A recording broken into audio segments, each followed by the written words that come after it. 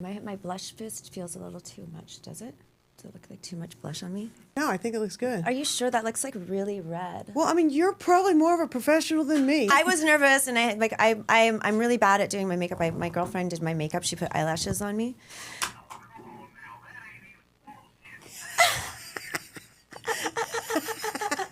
And this is Talking to Tulum. Are you nervous? No, I'm not. I was nervous a little bit earlier, but I've overcome it now. That's good. Yeah. That's good. Thank you for coming on again. Mm-hmm. All right. You ready? I'm ready. So this week's questions are brought to you by Claude. Okay. And we are back. This is Talking to Tulum. Our guest today is Sandra with Refi Tulum. You have been on the list since pretty much day one to come in here. Yes. I have a whiteboard. Yeah. Your name's been on the list, I think, since the beginning. Incredible. I'm honored. Obvious question that we ask every single person is, tell us your Tulum story and how did you get to Tulum? How did I get to Tulum? Well, I came with the wave, the COVID wave. Okay. And I came for a couple months in 2020. And at that time, it was really scary in the States. There was people living in a lot of fear. And when I got here, it was an eye-opening experience of people living, maybe partying a lot and having fun. And at that time in my life, I think I was just ready for a big change. And also, you know, I remember the moment of looking at the ocean and just, you know, falling deeply in love with it again. And so, yeah, I decided that it was time to just, you know, flip my life around. And so I decided to go back to the States. I sold my condo and I sold everything that I had, put some things in storage, said my goodbyes, and came back here. Yes. The story sounds familiar. Exactly. Yeah. Mm-hmm. So what made you come here when you came that first time? Just on vacation, or you had heard of Tulum? Or? Yeah, I was in a previous relationship, and we were just basically looking to get out of town. You know, it was just so heavy and overbearing. And, you know, both of us had digital nomad, you know, jobs that we could go anywhere. So that was, you know, it came up over a conversation in dinner. A girlfriend of mine said, well, why don't you go to Tulum? And I was like, wow, like I never even thought about getting on a plane at that time. And my father has been living in Puerto Escondido for many years. Okay. And I was like, oh, well, that's beautiful. I can, you know, take a stop, go see my dad, and then come and hang out in Tulum. And that's what happened, yeah. Nice. And you knew right away? Yeah, pretty much. Like I said, it was looking at that ocean and just, you know, imagining my life here. It was, you know, I visualized, I felt myself here. I felt this strong connection and pull. And yeah, I didn't question it. I mean, the same story for me. Mm-hmm. I was at the hotel. I looked out to the water. I lived in California. I lived in other places where there was water, and I never got in the water. I like water, but I would never get into the water. And I literally put down my bags. Our room wasn't ready yet. Put on my swimming trunks and right into that water. Exactly. It's weird. It's weird. It's amazing. Are you a water sign? I'm a Libra. Oh, Libra. Mm-hmm. Oh, logical. Even the logical mind could understand the energy. Very balanced, yeah. Fascinating. Yes. I think my questions are going to probably say Guardians of the Galaxy, so I'll just say Refi Tulum. I mean, right? I really like that you are calling us Guardians of the Galaxy. That's amazing. But our group is actually called Guardians of Nature. So the Guardians of Nature, yeah. But I think somebody wrote to y'all about that they liked your name because is there Guardians of the Galaxy? Guardians of the Galaxy, isn't that a comic series? I don't know. Yeah, I think it's... I think somebody was saying they liked the name because they felt like maybe you were conjuring that up. I think I read that. I mean, I think that we all think of ourselves as superheroes and committed bit for the environment, you know, for... Yes. Yeah. Mm-hmm. So, tell us the origin story for Refi Tulum and what sparked you to start Guardians of Nature. Yes. Well, before coming here, I already was working in the ocean world, in ocean tech. I had made the switch from having a traditional Silicon Valley career. I was a founder, I was in marketing, and worked for a lot of different tech companies along the way. Basically, any new emerging tech, I was always at the forefront of it. And I also had a column in Forbes at one point writing about AI. But I was always starting to focus, in 2017, I was starting to focus on technology for good. So when I came here, those first 2 months that I was here, and of course, fell in love with Tulum, fell in love with the people, the energy, the place. I also saw what was very, very sad to see. Basically a lot of ecocide in the making, the trash, everything, and because of already where I had been working, I knew that I needed to come here and not be more of a part of the problem. Also seeing gentrification happening. Of course, like I'm part of that. I'm part of that wave. And so I really wanted to come and be part of the change, be part of the solution. And I came with a very strong intent to connect with my ocean tribe. Okay. Yeah. Yeah. Your focus is more on the cleaning and the tech stuff. Yeah, obviously. so Refi Tulum, but basically, like for us, the focus was always on Web3 for good, NFT collections for good, and then that evolved into a lot of the beach cleanups. That was something that was happening quite frequently already with Pet Gas. And their awareness efforts around plastic and just involvement with the community. And I think because of all of my activity, both on the NFT side and the Web3 side, I was approached by I don't know what Web3 means. Oh, you don't know what Web3 is? No. Okay. And yeah. I bet a lot of other people are not going to know what Web3 is. Yeah. So I mean, and I don't want this necessarily to be about Web3 either, per se. If you know what I mean, like, I don't not mind. Sure. No, it's what we do. What is Web3? So Web3 is the overarching category for everything that is related to blockchain, I would say. So blockchain, cryptocurrencies, NFTs, and there's a lot of different vehicles even within that realm. But basically anything that requires a transaction or you're recording onto the blockchain, that would be considered a part of Web3. So Web3 is like the overarching category of technology. And then within that, you've got decentralized finance, which also goes by DeFi. And then you've got ReFi, which is regenerative finance. Okay. And is Tulum a hub for these things? Or? It is. I mean, Tulum is where the Tulum Crypto Fest was born. And also the nature of all of us coming here at the same time from all over the world. A lot of people were debanked. They were coming from Russia, they were coming from the Ukraine. A lot of their money was in crypto because of out of necessity. A lot of countries, do have a higher adoption of crypto because of that. Countries like Argentina as well, because of the high inflation rates. Like people are just looking for alternative ways to secure their money, and crypto is a good way to do that. So that's the origin story is that I was Web3 and NFTs at the time. The place where you talk about them, the place where you network was X in Twitter, and so that I started to grow my community digitally through becoming part of different DAOs. A DAO is a decentralized autonomous organization. Girl, you got to come back to Tulum. I got to get you back to Tulum. I got to get you back to Tulum. I have to get you back to Tulum. Tulum Crypto Fest. Through some greater entities that the concern for, as you said, these entities were for doing well. Yes. And so one of the doing well task ended up being taking care of the beach and cleaning. Right. Associated with the NFT and the Web3 world. Yes. And another big piece of it is recording our impact. Because in recording our impact on the blockchain and having those transparent records that show, for example, this beach cleanup that we did in Shankan, that we collected 340 kilograms of waste, 250, measuring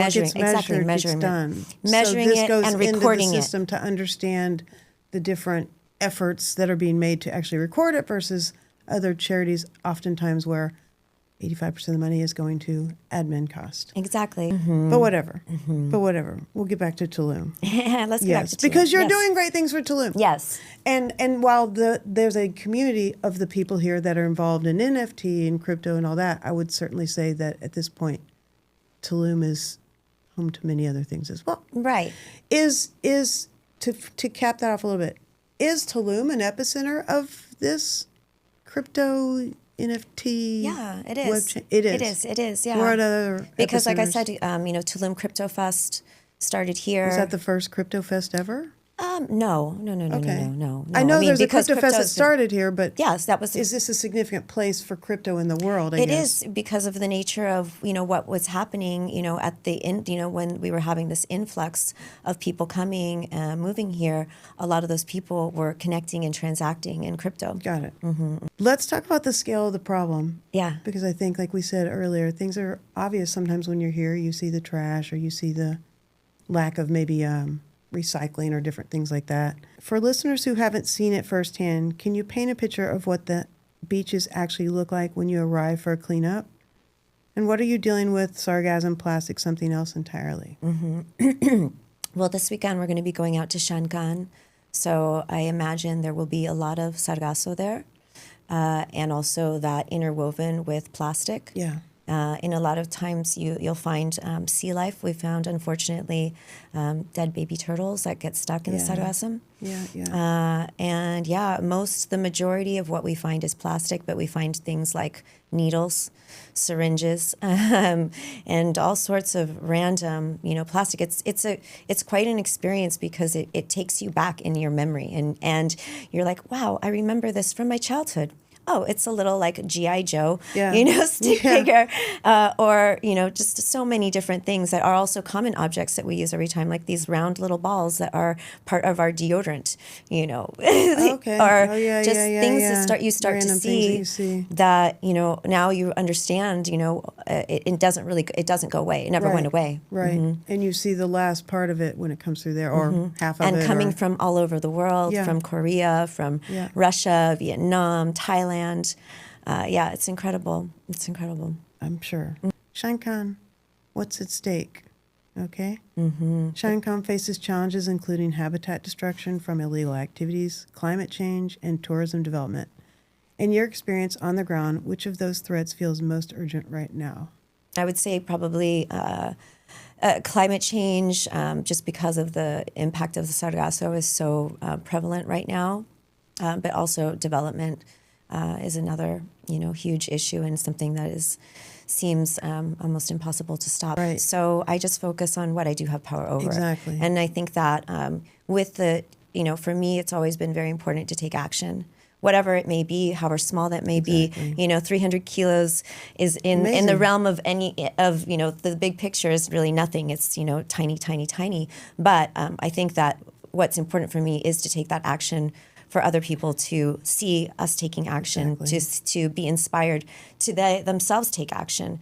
That's really my purpose and, why I do what I do. And I also just want to focus on the solutions and, also similar to what you're doing with this amazing podcast, I also want to bring to light the solutions that exist today in the world because there's so many solutions that we have for a lot of the problems, environmental issues that we have, like the plastic issue, but also water or the sargasso. And now it's very interesting with the sargasso. Like all of these new technologies are also cropping up to repurpose it to make them sandals or to make it biofertilizer. So that's where, for me, that's where I keep my focus. Now you're cooking. Now you're cooking. So your calendar, who do you distribute this to?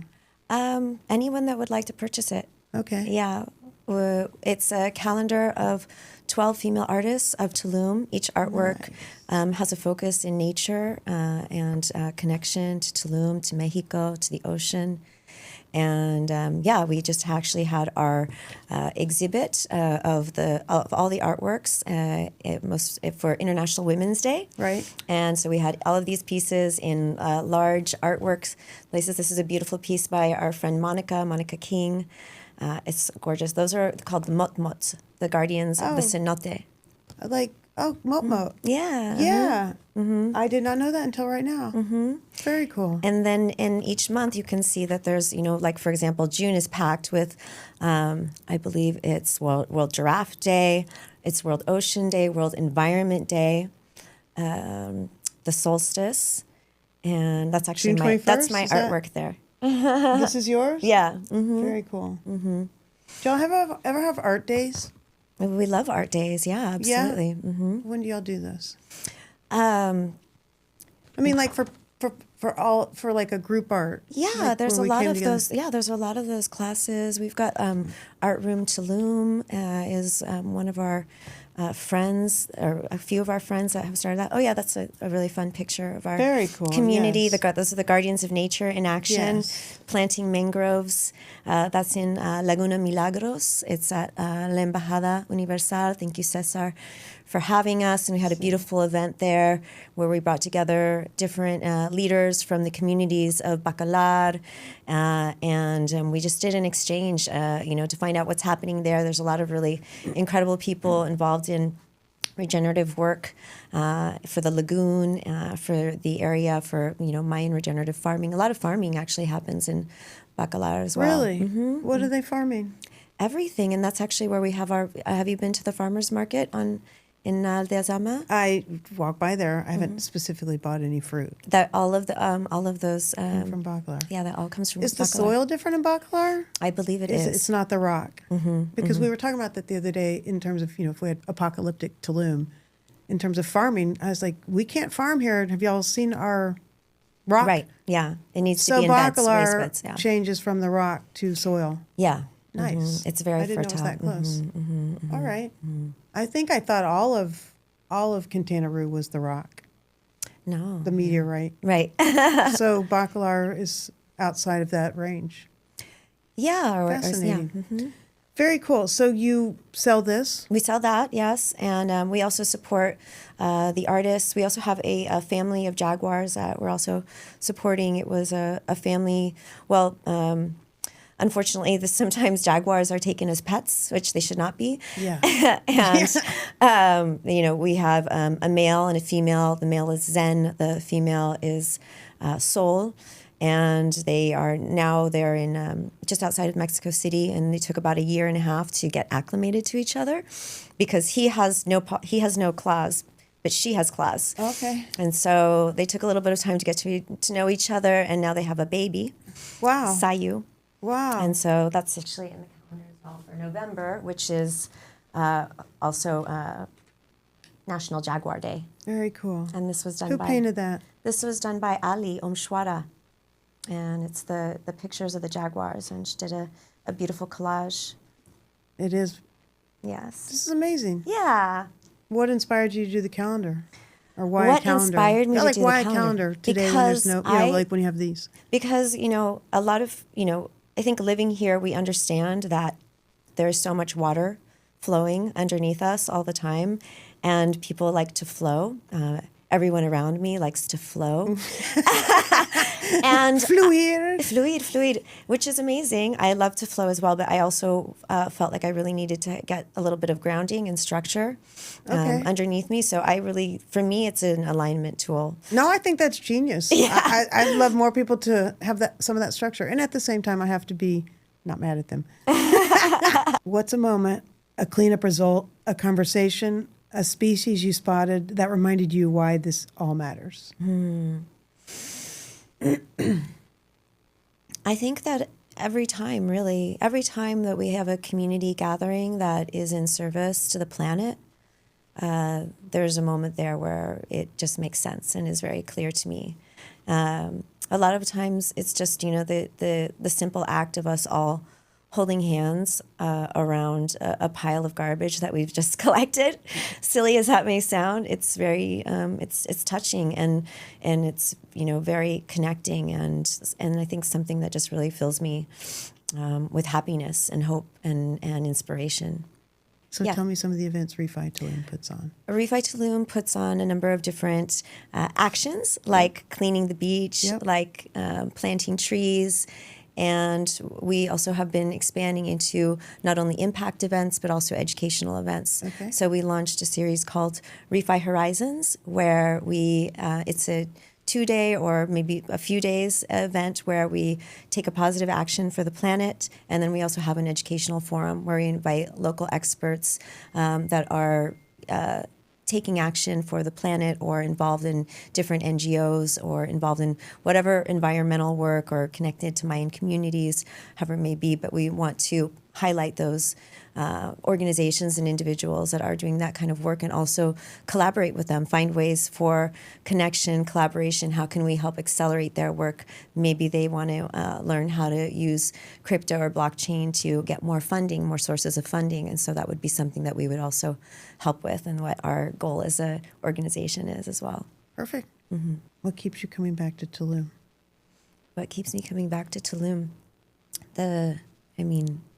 Everything about it, right? It's hard to just pinpoint one thing because there's so many things that make it magical together, right? So it's the ocean, the cenotes, the people, the culture, the food, the language, the humor, the Mexican humor. Yeah. I am so thankful to Tulum because it's also allowed me to reconnect with my Latin culture, my Latina roots Sí. and raíces, which I really haven't.